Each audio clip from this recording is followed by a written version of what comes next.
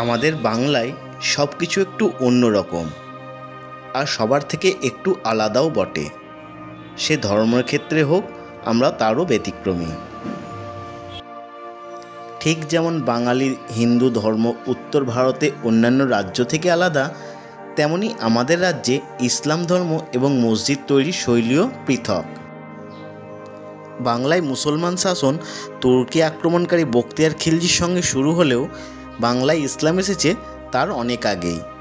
লক্ষণ সেনকে বখতিয়ার যুদ্ধে হারানোর অনেক আগেই দিল্লির সুলতান শামসুদ্দিন ইলতুৎমিশের শাসনকালে পান্ডুয়ায় এসে ঘাঁটি গেড়ে বসেছেন শেখ জালালউদ্দিন তাবরিজি। লক্ষণ সেন তাঁকে ইসলাম ধর্ম প্রচার করার অনুমতি দেন।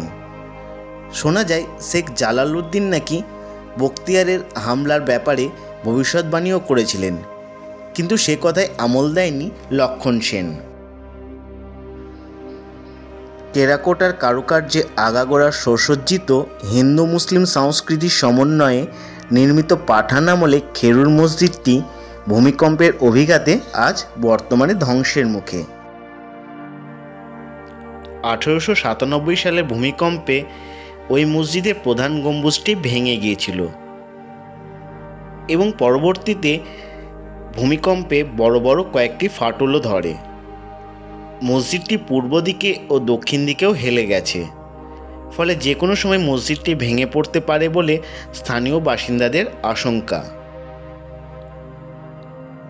ভারতীয় পুরাতত্ত্ব সর্বেক্ষণ বিভাগের সংরক্ষিত খেরুর গ্রামের ওই এক গম্বুজ মসজিদ এখন থেকে 520 বছর আগে 1495 খ্রিস্টাব্দে সুলতান আলাউদ্দিন হোসেন শাহের আমলের। ভারতীয় পুরাতত্ত্ব সর্বেক্ষণ বিভাগ কলকাতা মণ্ডলের পুরাতত্ত্ববিদ ডক্টর গৌতম হালদার বলেন, আর কোথাও টেরাকোটায় সুসজ্জিত অলঙ্কৃত এরকম কোনো মসজিদ রয়েছে বলে তাঁর জানা নেই।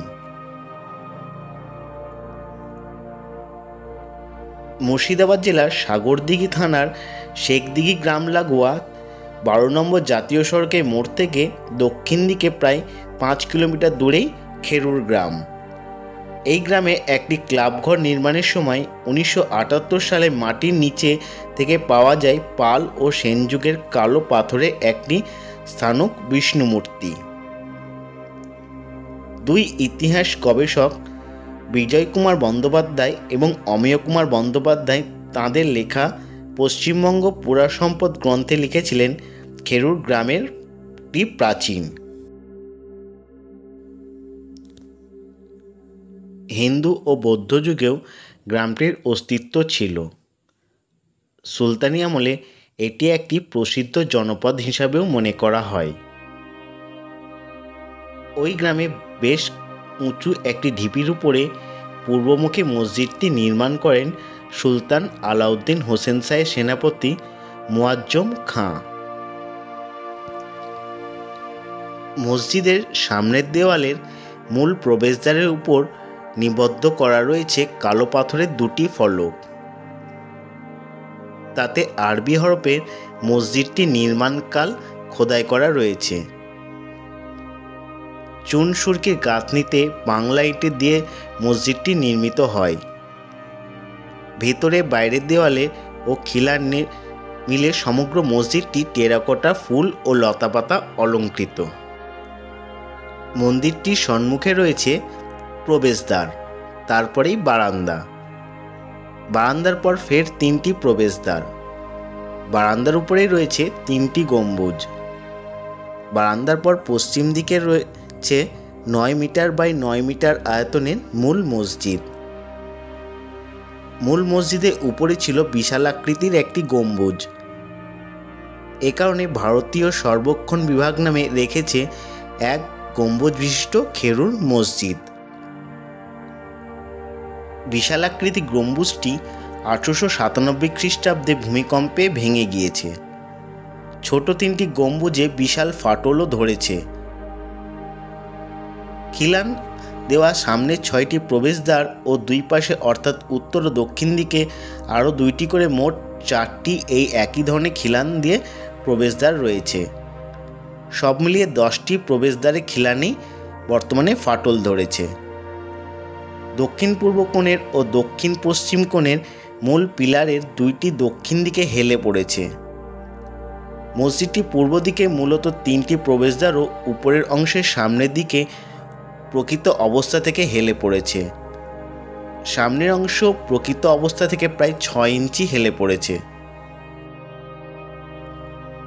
ধ্বংসের সম্মুখীন এই ঐতিহাসিক ঐতিহ্য রক্ষা করা তো দূরের কথা, ভূমিকম্পের পরেও পুরাতত্ত্ব সর্বেক্ষণ বিভাগের কোনো আধিকারিক সরেজমিনে খেরুর মসজিদটি পরিদর্শন করেননি। এই মসজিদটি দেখভাল করার জন্য রয়েছেন জাকির হোসেন নামে এক কেয়ারটেকার। তাঁরই বক্তব্য, ভূমিকম্পে খেরুর মসজিদের কোনো ক্ষতিই হয়নি। কি করে জানলেন? তার বাবা তার জানাব মাস দেড়েক আগেই অফিসাররা এসে দেখে গিয়েছেন। তা শুনে মসজিদ লাগোয়া বাসিন্দা বলেন, ভূমিকম্পের 12 দিন আগে বা পরে কেউই আসেননি।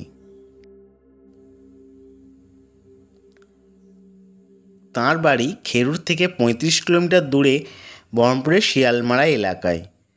তিনি কালভদ্রে খেরুতে পা রাখেন। তিনি এ ব্যাপারে ভূমিকম্পে মসজিদের ক্ষতির কথা জানবেনই বা কী করে? ভারতীয় পুরাতত্ত্ব বিভাগ কলকাতা মণ্ডলের সহায়ক সুদীপ্ত সেন বলেন, সংরক্ষণের জন্য ভারতীয় পুরাতত্ত্ব বিভাগের কলকাতা মণ্ডলের অধিকর্তার কাছ থেকে তাদের প্রস্তাব এসেছে এবং তারা খুব শীঘ্রই এই মসজিদটি সংরক্ষণে কাজে হাত দেবেন।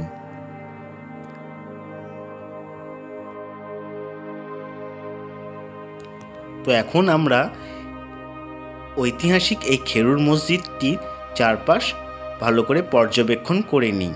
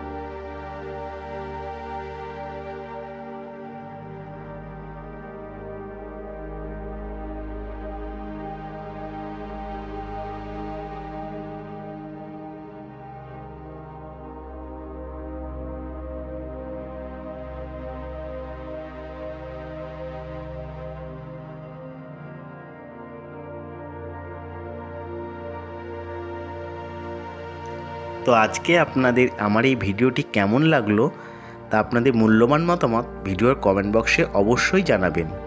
ভালো লাগলে লাইক এবং শেয়ার করবেন ও আমার চ্যানেলটিকে সাবস্ক্রাইব করে আমার পাশে থাকবেন।